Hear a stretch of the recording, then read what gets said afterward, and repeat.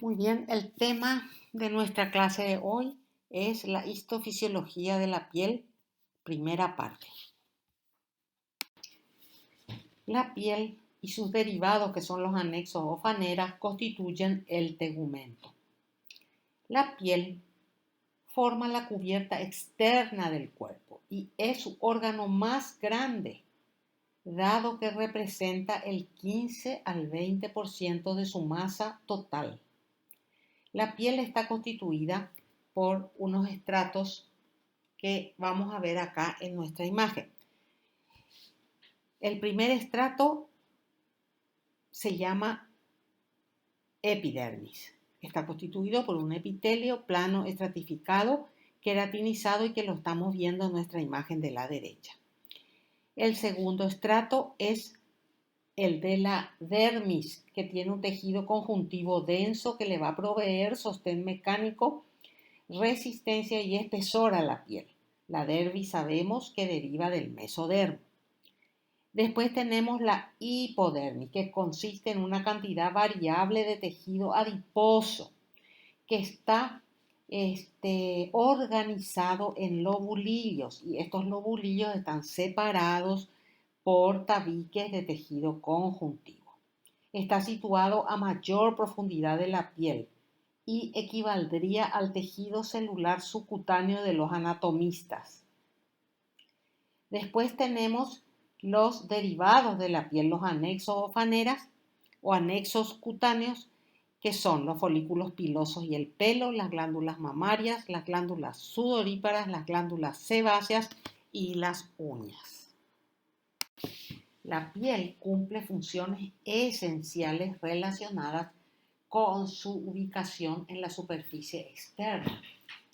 La piel y sus anexos forman un complejo órgano compuesto por muchos tipos diferentes de células, cuya diversidad y capacidad de actuar en conjunto proveen una serie de funciones que permiten que los individuos se enfrenten a su medio externo. Las funciones principales de la piel son, en primer lugar, actuar como una barrera de protección contra agentes físicos, químicos y biológicos del medio externo. Después, proveer información inmunológica obtenida durante el procesamiento antigénico a las células efectoras adecuadas del tejido linfático. Después, tienen a su cargo la regulación de la temperatura corporal y la pérdida del agua. Otra función muy importante es la de transmitir información sensitiva acerca del medio externo al sistema nervioso. Desempeñan además funciones endócrinas al secretar hormonas, citocinas y factores de crecimiento y al mismo tiempo convertir moléculas precursoras en moléculas maduras con actividad hormonal como la vitamina D. Después, otra función muy importante es la de intervenir en la excreción a través de la secreción exócrina de las glándulas sudoríparas y de las glándulas sebáceas. La piel se clasifica en fina y gruesa, que es un reflejo de su espesor y de su ubicación. El espesor de la piel puede ir de 1 a 5 milímetros. Acá, por ejemplo, tenemos lo que es la piel gruesa, que mide 5 milímetros de espesor y donde la encontramos en la palma y en la palma de mano, planta de pies, que son lugares sometidos a mucha fricción. Esta piel se caracteriza por tener una epidermis muy gruesa y hay ausencia de pelos. Fíjense ustedes en las dos imágenes histológicas que tenemos. Vemos el epitelio plano, estratificado, queratinizado, que ustedes ya conocen. Este epitelio en la piel gruesa tienen una capa córnea muy, muy gruesa, como estamos viendo en las zonas señaladas con las flechas de color blanco. La piel fina, por el contrario, tiene una epidermis delgada. Comparen ustedes el espesor de la epidermis de estas tres imágenes con el espesor de la epidermis de la piel gruesa que estuvimos viendo en la diapositiva anterior. Además, en este tipo de piel, los folículos pilosos se encuentran en casi toda su extensión. Noten ustedes que la capa queratínica es notablemente más fina que en la piel gruesa. Ahora vamos a ver el epitelio de la piel, este epitelio plano ratificado queratinizado, que se llama epidermis. Y vamos a ver cuáles son sus estratos, en qué capas se divide. Yendo desde la basal hasta arriba tenemos las capas denominadas basal, capa espinosa, granulosa, lúcida y capa córnea. Fíjense ustedes en la imagen de la derecha, el estrato basal está cerca ya del tejido conjuntivo, ¿verdad? Separado de él solamente por la membrana basal. Después tenemos el estrato espinoso, ¿verdad? Que es el estrato más ancho, el de mayor espesor. Después tenemos arriba el estrato granuloso, porque las células presentan unos gránulos oscuros.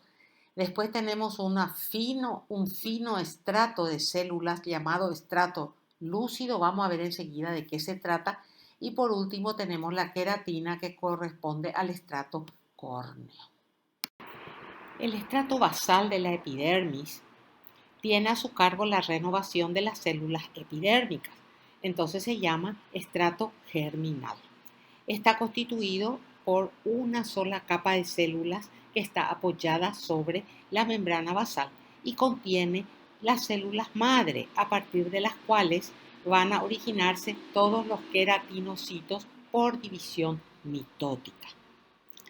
Estas células son generalmente pequeñas y cúbicas o pueden ser cilíndricas pero bajas.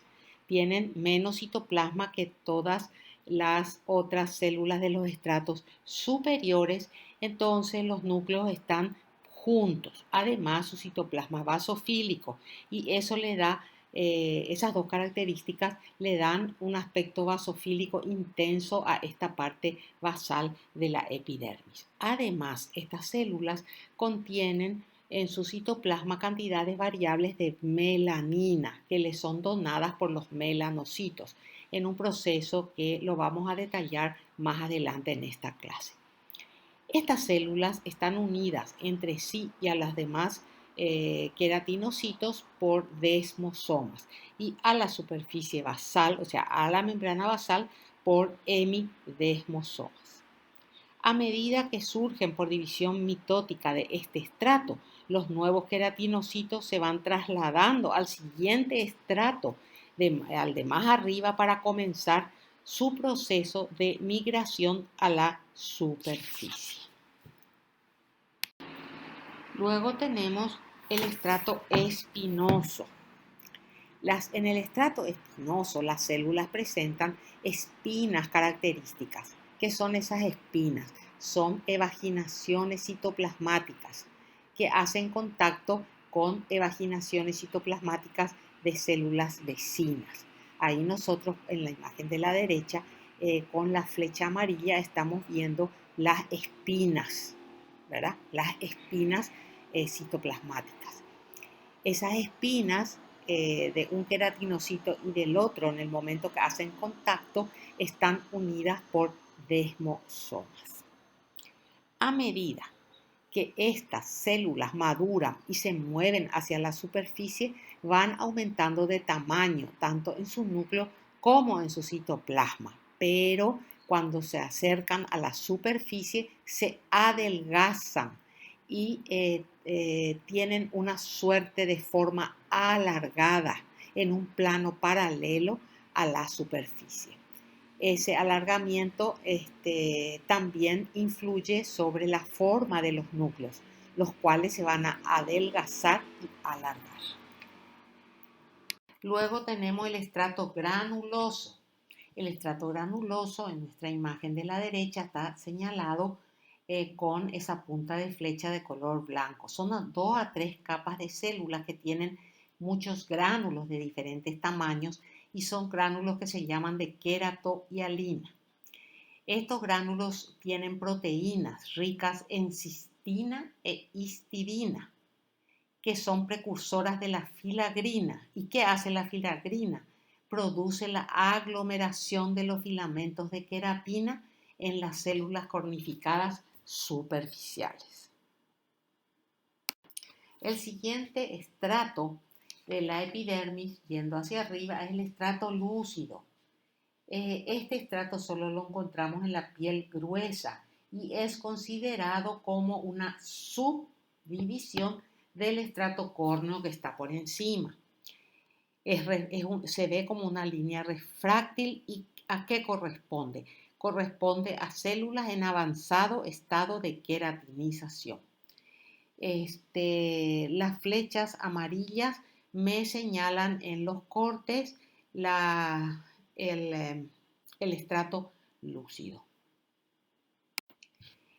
El estrato más superficial de la epidermis es el estrato córneo. Este estrato córneo está compuesto por células queratinizadas. Son células muy diferenciadas sin núcleos ni organelas y es la principal barrera contra el agua.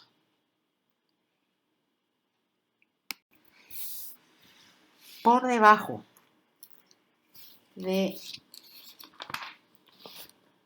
la epidermis y separado de ella por la membrana basal, tenemos la dermis. Esta dermis tiene dos estratos bien definidos que se llaman estrato papilar y estrato reticular.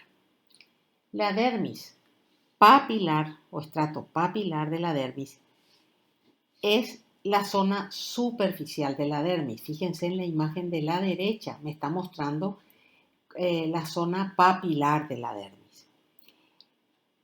Es un tejido conectivo laxo que está constituido por colágeno 1 y 3. Además, tiene delgadas fibras elásticas y contiene vasos sanguíneos para alimentar a la epidermis y además contiene prolongaciones nerviosas. Por debajo tenemos la otra dermis, la dermis reticular, como está marcada ahí en nuestra imagen histológica. Esta dermis tiene un tejido conjuntivo denso y regular constituido por colágeno 1 con gruesas fibras elásticas. Las fibras colágenas y elásticas no están orientadas al azar, sino que forman líneas regulares de tensión de la piel que se conocen con el nombre de líneas de Langer. Cuando se curan las incisiones cutáneas que fueron paralelas a esas líneas de Langer, dejan cicatrices poco llamativas. Aparte de eso, ¿qué tenemos acá? ¿Qué más queremos ver en esta dermis? Fíjense, hay una estructura marcada con mi flecha de color amarillo. Es una evaginación digitiforme de tejido conjuntivo laxo que está empujando hacia arriba la epidermis. Eso se llama papila dérmica. Y hay otra estructura, fíjense, que está marcada con mi flecha de color azul, que es una proyección de la epidermis que se hunde en la dermis. ¿Ven? Esto se llama cresta interpapilar. Estas crestas forman un modelo distintivo que es genéticamente singular en cada persona y se refleja en los surcos y los pliegues epidérmicos que se ven en la superficie cutánea, que se llaman dermatoglifos. Estos dermatoglifos son el fundamento del uso de las huellas dactilares o plantares para la identificación de las personas. Estas crestas y papilas dérmicas son muy prominentes en la piel gruesa de las superficies plantar y palmar. Justo por debajo de la dermis reticular podemos encontrar capas de tejido adiposo, músculo liso y en algunos sitios músculo estriado conformando lo que llamamos hipodermis. Encontramos tejido adiposo de espesor variable y esta capa es un sitio muy importante de mantenimiento, de almacenamiento, mejor, de energía y también funciona como un aislante. Esta capa es bastante gruesa en las personas que viven en los climas muy fríos. Esta capa y su tejido conjuntivo laxo asociado entonces es lo que se va a llamar fascia subcutánea. Además, en esta hipodermis podemos encontrar eh, músculo liso. Son pequeños fascículos de células musculares lisas que conectan la parte profunda de los folículos pilosos con la dermis más superficial. La contracción de estos músculos en los seres humanos produce erección de los pelos y el fruncimiento de la piel que conocemos como piel de gallina. En muchos animales y también vestigialmente en el ser humano encontramos una delgada capa de músculo estriado denominada panículo carnoso. Podemos ver en una forma bastante definida en el ser humano en la piel del cuello, la cara y el cuero cabelludo, donde constituye el músculo llamado plástima. Ahora vamos a pasar a ver las distintas células que podemos encontrar en la epidermis. Primero vamos a ver los queratinocitos, que son las células más abundantes que encontramos en dicho epitelio y que tienen características particulares según el estrato donde se encuentran. Y luego vamos a ver las otras células como la célula de Langerhans, la célula de Merkel y los melanocitos. Entonces vamos a ver a los queratinocitos. En la imagen de la derecha estamos viendo todos queratinocitos de diversos estratos con diversas funciones y características. Los queratinocitos son el tipo celular predominante de la epidermis. Estas células, ¿dónde se originan? En el estrato epidérmico basal, donde están las células madre. Y al abandonar este estrato, los queratinocitos realizan dos actividades muy importantes. En primer lugar, producen queratinas, que son citoqueratinas, las principales proteínas estructurales heteropoliméricas de la epidermis. Estas queratinas van a formar filamentos intermedios que van a constituir el 85% de los queratinocitos que están diferenciados por completo. Además de esa formación de queratina, los queratinocitos participan en la formación de la barrera epidérmica contra el agua. Estos queratinocitos evidencian desmosomas, hemidesmosomas y uniones focales. Arriba a la derecha nosotros estamos viendo queratinocitos del estrato espinoso. Fíjense que entre las células existe un espacio y ese espacio parece que tiene unas rayitas. Parecen espinas, por eso se llaman células espinosas o estrato espinoso. ¿Qué son esas espinas? Son prolongaciones del citoplasma de los queratinocitos de esa capa que hacen contacto con prolongaciones similares de queratinocitos vecinos y esas prolongaciones están unidas por desmosomas. Eso estamos viendo en la imagen de abajo a la izquierda, donde vemos las prolongaciones, vemos las uniones de tipo desmosoma. Y a la derecha estamos viendo una microscopía electrónica donde vemos muy bien desarrollados los desmosomas. Los queratinocitos basales que estamos viendo en nuestra imagen de la derecha abajo, pegados a la membrana basal o a la lámina basal, contienen filamentos intermedios de queratina o tonofilamentos dispersos, que es lo que estamos viendo en nuestro dibujo. Esos filamentos intermedios miden de 7 a 9 nanómetros.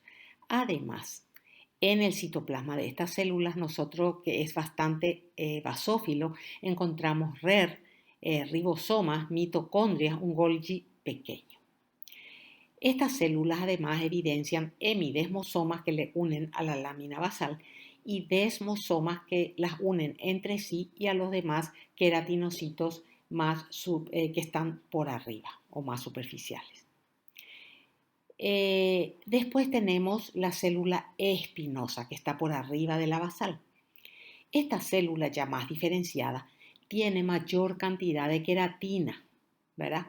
Mayor cantidad de queratina en forma de tonofilamentos y que se va agrupando en haces gruesos y eso le da mayor eosinofilia al citoplasma.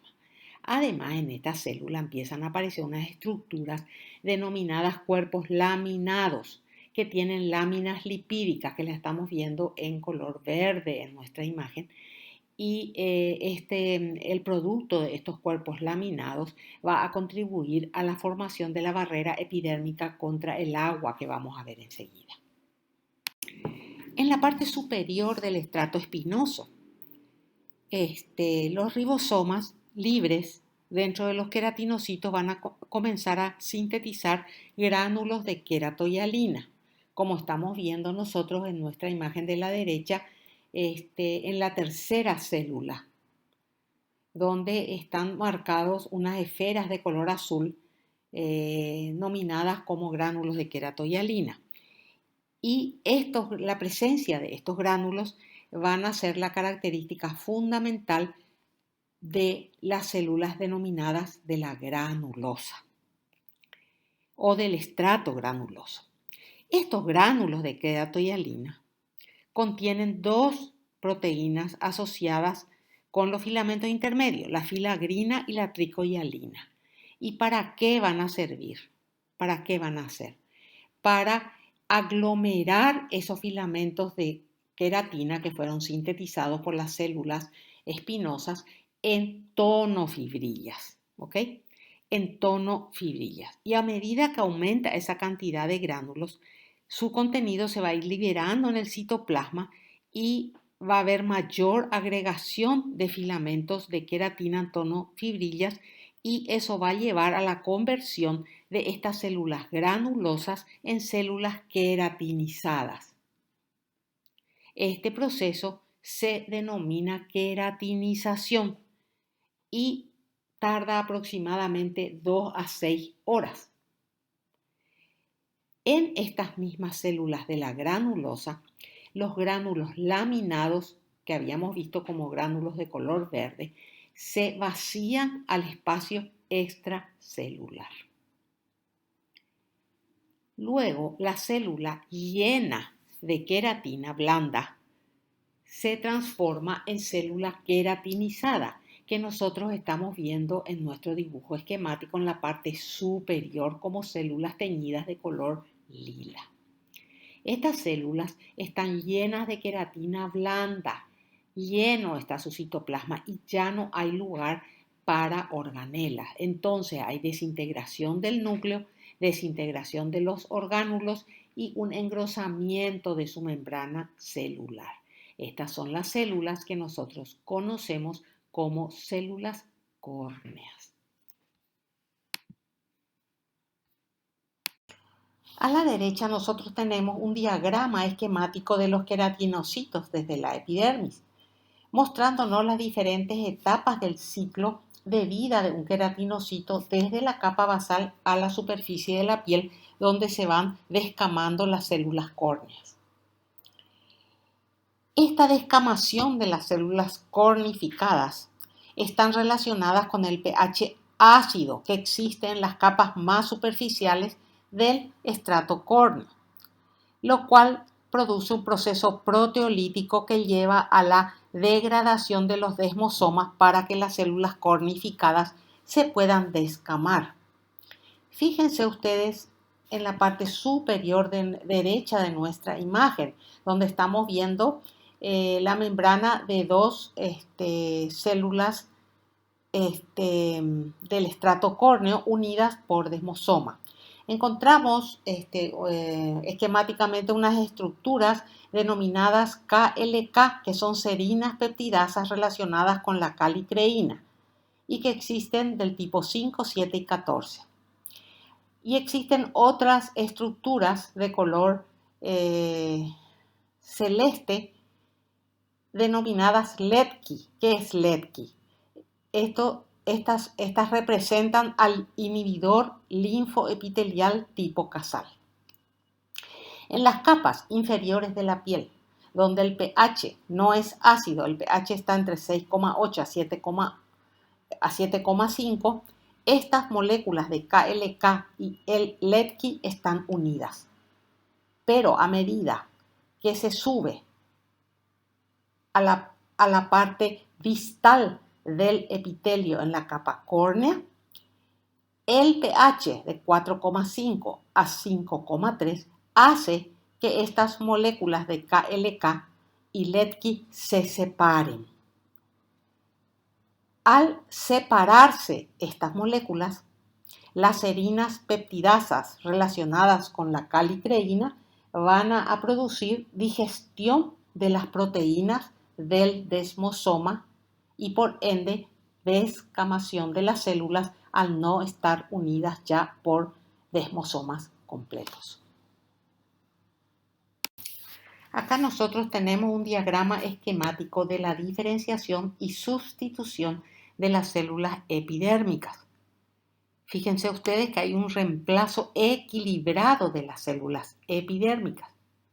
Y para mantener el equilibrio entre las divisiones celulares en las células basales y la pérdida de células en la superficie cutánea, cada célula tiene un tiempo predeterminado para desplazarse a través de todos los compartimientos de la epidermis. Fijémonos en nuestro esquema a la izquierda donde dice célula madre. Divisiones mitóticas en la capa basal para generar nuevas células epidérmicas se producen en un lapso de 1 a 2 días. Luego esta célula pasa al estrato espinoso, fíjense en nuestro esquema, pasa al estrato espinoso y entonces ahí en el estrato espinoso estas células se tienen que diferenciar en células de la granulosa y ese tiempo es de 31 días. Una vez las células granulosas ya formadas van a tener un lapso de 14 días para diferenciarse a células córneas diferenciadas. Fíjense ustedes que además en cada etapa de la diferenciación, las células expresan diferentes marcadores moleculares que están en unos cuadritos amarillos. ¿Para qué sirven? Son útiles para identificar los tipos celulares específicos con el uso de la inmunohistoquímica.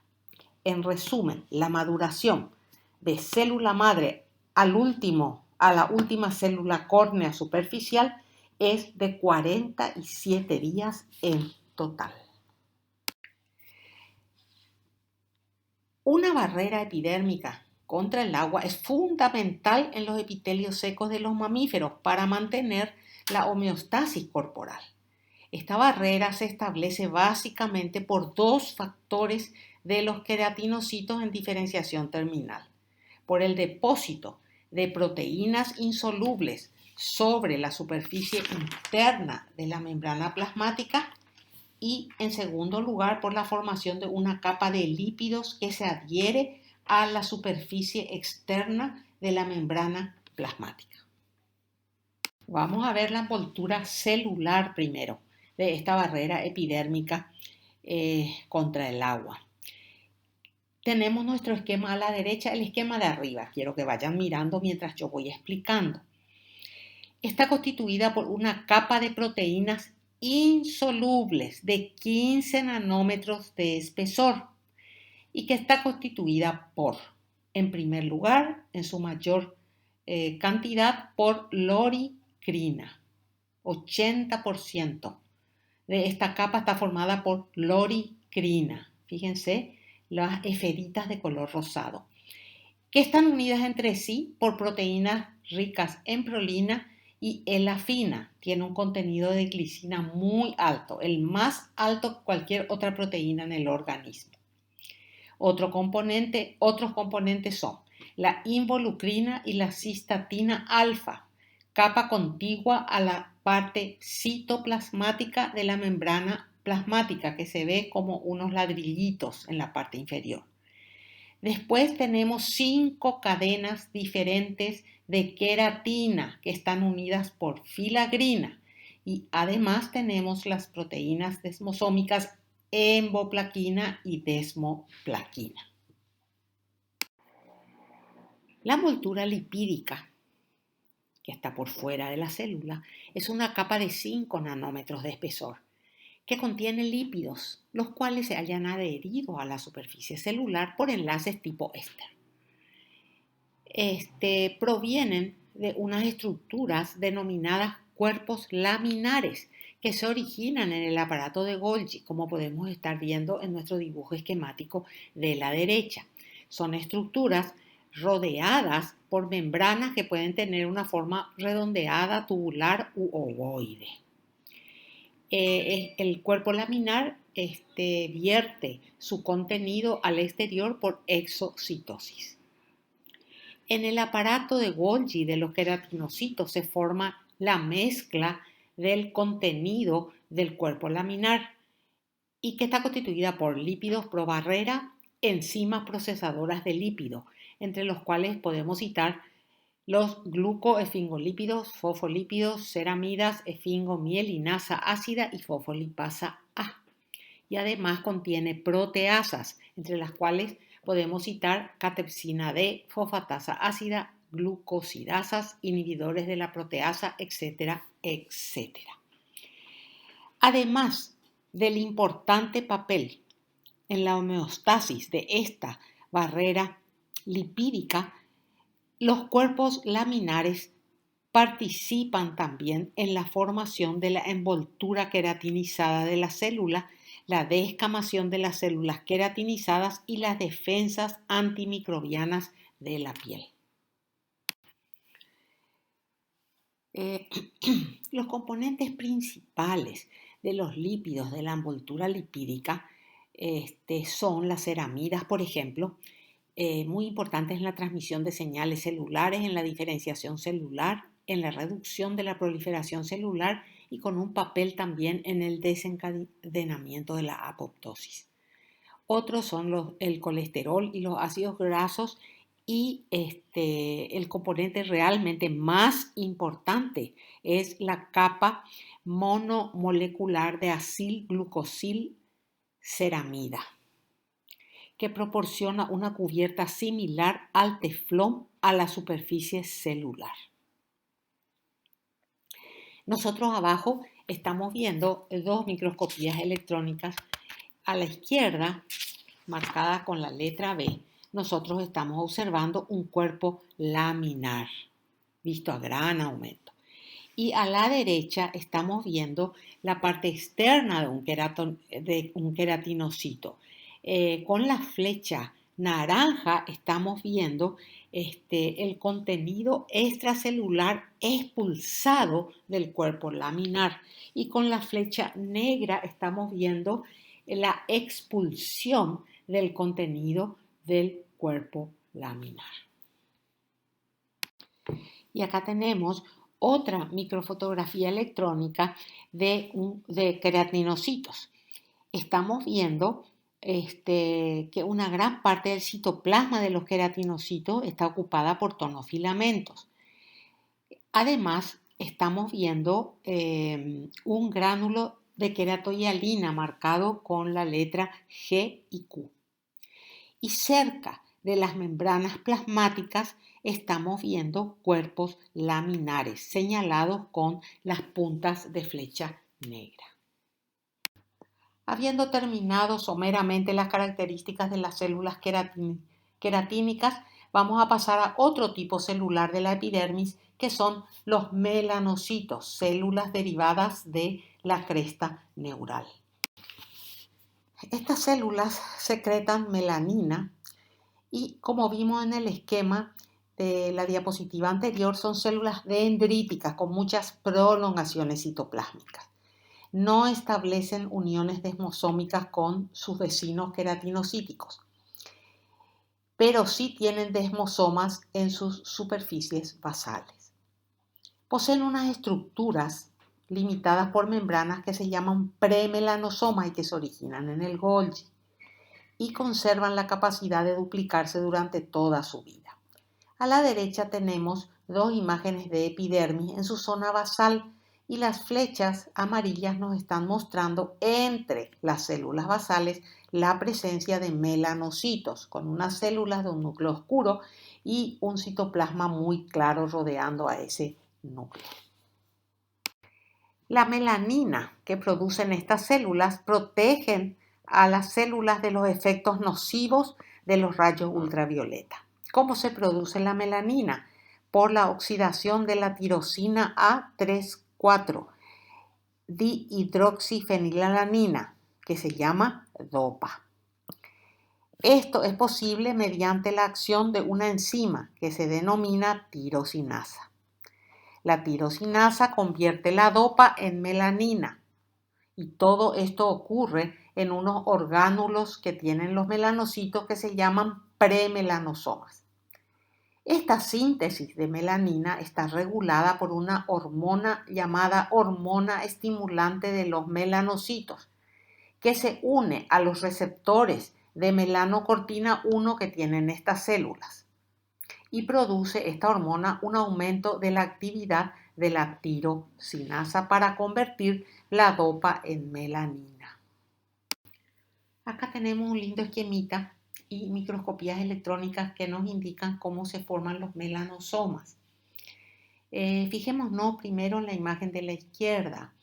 La tirosinasa se forma en el retículo endoplásmico rugoso, de ahí va el Golgi y del Golgi van a desprenderse vesículas con una matriz finamente granular, que sería el estadio 1 de la formación de los melanosomas. Ahí se van a formar los premelanosomas. Fíjense ustedes a la derecha arriba, estadio 1, una microscopía electrónica que nos muestra una vesícula que tiene tirosinasa y otras enzimas que se está preparando para formar melanina.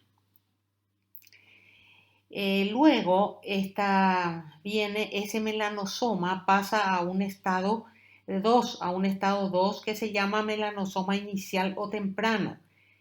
Y allí nosotros vemos que la matriz se organiza en filamentos paralelos. Fíjense en la imagen de la microscopía electrónica 2.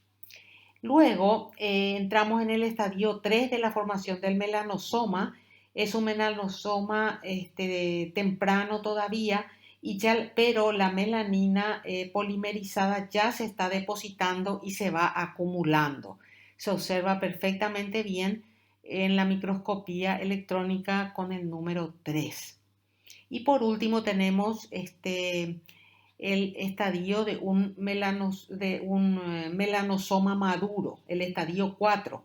Ahí ya se pierde la tirosinasa y el gránulo es denso, muy denso y está lleno de melanina.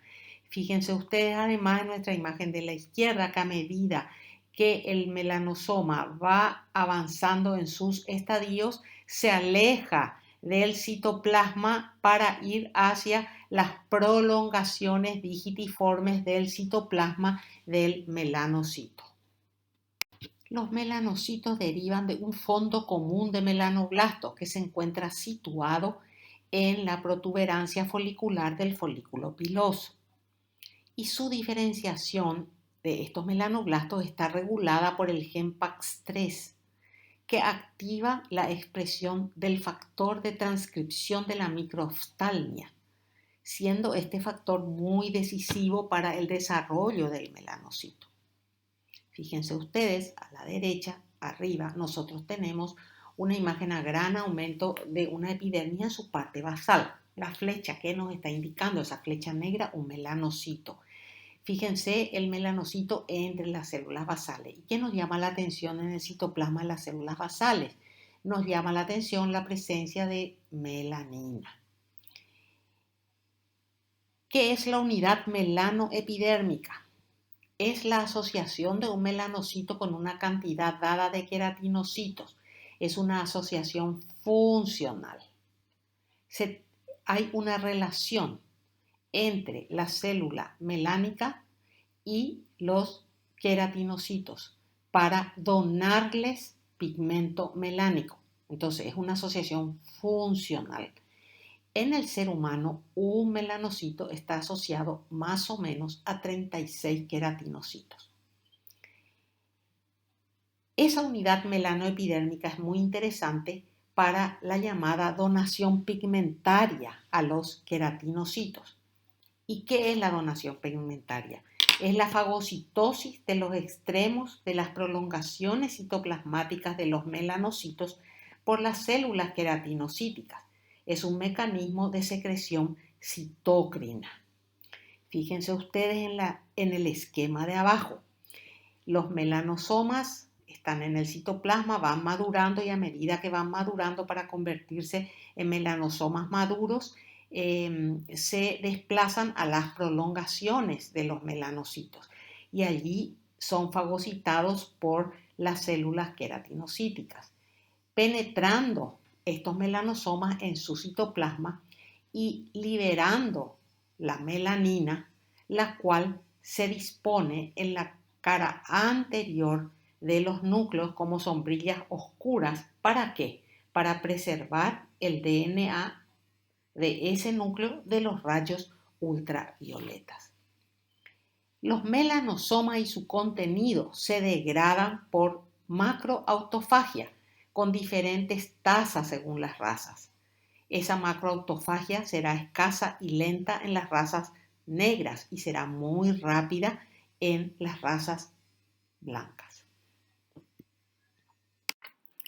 Acá nosotros tenemos a la izquierda un diagrama de la epidermis donde estamos viendo el melanocito con sus prolongaciones citoplasmáticas.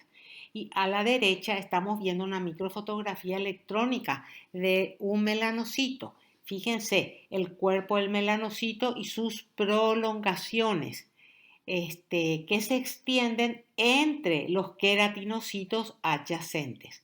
Esos pequeños corpúsculos oscuros que estamos viendo en el citoplasma y en las prolongaciones citoplasmáticas del melanocito son los melanosomas. Las células de Langerhans son otras células que se encuentran en la epidermis. Fíjense arriba, dibujada de un color celeste, que tienen también prolongaciones, no tan evidentes como las de los melanocitos, pero también tienen prolongaciones citoplasmáticas. Estas células son presentadoras de antígeno y se originan de los citoblastos linfoides multipotenciales de la médula ósea. Las células de Langerhans no establecen uniones con los queratinocitos. ¿Por qué? Porque son células móviles que salen de la epidermis. Fíjense ustedes, en la imagen de la derecha arriba hay una flecha curva de color gris. Nos está señalando una célula de Langerhans. Estas suelen ubicarse en el estrato espinoso, tienen un núcleo oscuro hipercromático y un citoplasma muy claro alrededor. Estamos viendo también las mismas células en la imagen de abajo a la izquierda con inmunohistoquímica para CD1A. Y la flecha amarilla me está mostrando una de dichas células teñidas de un color rosado muy fuerte y donde se observa la enorme cantidad de prolongaciones citoplasmáticas que tienen estas células. En la microscopía electrónica evidencian unos gránulos llamados gránulos de Birbeck, que son como una raqueta. Eso estamos viendo nosotros en la imagen de abajo a la derecha en una imagen de microscopía electrónica. Se cree que estos gránulos forman parte del sistema endosómico de procesamiento de antígenos. Estas son células, como son presentadoras de antígenos, expresan MHC1 y 2 y además expresan receptores Fc para inmunoglobulina G y receptores de complemento. Estas células captan y presentan antígenos que entran a través de la piel. O sea que su función principal es la inmunovigilancia de la piel. Extienden sus prolongaciones a través de las uniones estrechas para muestrear las capas más externas de la piel. Y en esa forma fagocitan los antígenos, los procesan en su citoplasma para luego presentar a los linfocitos unidos tanto a MHC2 para los linfocitos TCD4 como a MHC1 para los linfocitos TCD8. Luego la célula migra desde la piel, o sea, sale de la piel y va a los ganglios linfáticos. ¿Para qué? Para presentarle a los linfocitos TCD4 y TCD8 los antígenos que fueron procesados en su citoplasma. A la derecha tenemos dos imágenes. La de arriba es una inmunohistoquímica para CD1A, donde muestra estas células en una forma espectacular. Fíjense ustedes la enorme cantidad de proyecciones citoplasmáticas que tiene la célula. Y abajo estamos mirando un corte teñido con hematocilina y eosina, donde con la flecha blanca estamos viendo dicha célula en el estrato espinoso. Acá nosotros tenemos una microscopía electrónica, fíjense, de una célula de Langerhans. Miren su núcleo con qué cantidad de indentaciones que tiene su núcleo. Las flechas que nos están mostrando los gránulos de Birbeck y está rodeada esta célula por queratinocitos, donde estamos viendo señalados con la letra T los tonofilamentos de los mismos. Abajo, a la izquierda, nosotros tenemos una inmunotinción con anticuerpo contra el antígeno de superficie CD1A de las células de Langerhans. Como dijimos, esta célula de Langerhans que se encuentra en la epidermis no tiene unión con nadie, es una célula móvil. Al captar al captar el antígeno, procesarlo, inmediatamente abandona la epidermis y se va ¿a dónde? Se va al ganglio, emigra por la linfa y va al ganglio linfático, entrando al ganglio linfático por los linfáticos aferentes y ahí va a encontrar ahí se va a encontrar con la célula T para presentar el antígeno. Eso es lo que nos está mostrando nuestro esquema. Y el último tipo de célula de nuestra epidermis que vamos a ver hoy es la célula de Merkel. Fíjense que la célula de Merkel también ocupa una posición basal, igual que los melanocitos y que los queratinocitos basales, como estamos viendo en nuestro esquema superior.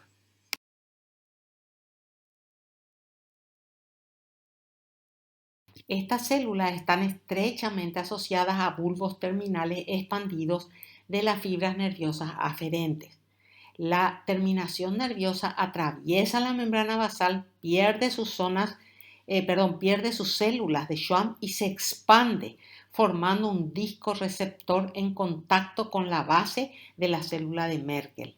Eso podemos ver en nuestro esquema de la izquierda, donde está la célula de Merkel y el disco receptor de color amarillo como una copa haciendo contacto con la base de la célula de Merkel. Ese disco está señalado en la microscopía electrónica con la letra N, las letras NT y la flecha amarilla.